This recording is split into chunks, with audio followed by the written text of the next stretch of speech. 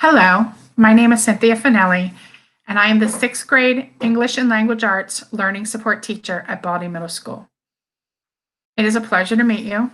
I've had the opportunity to speak with each and every one of the parents for the learning support. I am the case manager as well as the English and Language Arts teacher for all of the students who have learning support IEP goals. It is a pleasure to meet with all of you, and I'm looking forward to working with my students as well as the families this year in a year that is very different than what we're always been used to. This year, we will be starting the year with some assessments. I have assessed almost all of the students to determine their reading level, for their fluency, and determine their IEP goals, and to see how we can best support our students and our families until we get back into the brick and mortar building. A little bit about myself. I have been a special education teacher for the last 20 years. I started my career in the school district of Lancaster. I then went to Pottstown. I then was in Reading for a while, and I'm currently obviously in the Philadelphia School District, and I've been with Philadelphia for 4 years. I have been teaching children for my entire life, and it's been my pleasure and an honor. I do have a 20-year-old son, and I currently live in New Jersey. I wanted to talk to you a little bit about some of the assessments. The students, as I said, have been assessed with me on their reading comprehension level, what their current IEP level was, and also to make sure that I'm meeting them at their instructional level at this time, since we have all been out of the building since March. After these assessments are done, I have started writing reports. They're called a digital hybrid learning plan, and it's required by the state. I have started to write those, and as these meetings are held, I will need to meet with each and every parent to make sure that the plan and the parents are in agreement with the plan for how much time they will be pulled out, the materials that will be used, and to look at their IEP goals, since we are not able to provide 100% what their current IEP goal stated when we were back in the brick and mortar building. My email is above. The students all have my emails, and I have emailed almost all of the parents if I have your email. And so that's your best way to reach me. And if you have a concern or a question, please feel free to reach out to me. And that is the best way to reach me.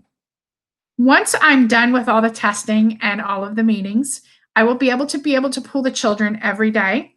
They will have a normal schedule. It will be Monday through Thursday that they will have a half an hour with me if that's what their IEP states.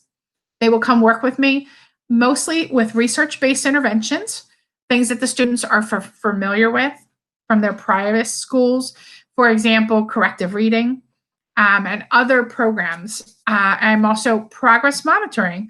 So because Fridays are half days for professional development, until we get back in the brick and mortar building, the students will not be pulled on Fridays so that I can work with the students one-on-one to do their progress monitoring, to see how many words a minute are they doing, did they make more progress from last week to this week, and if they're not, how can I support?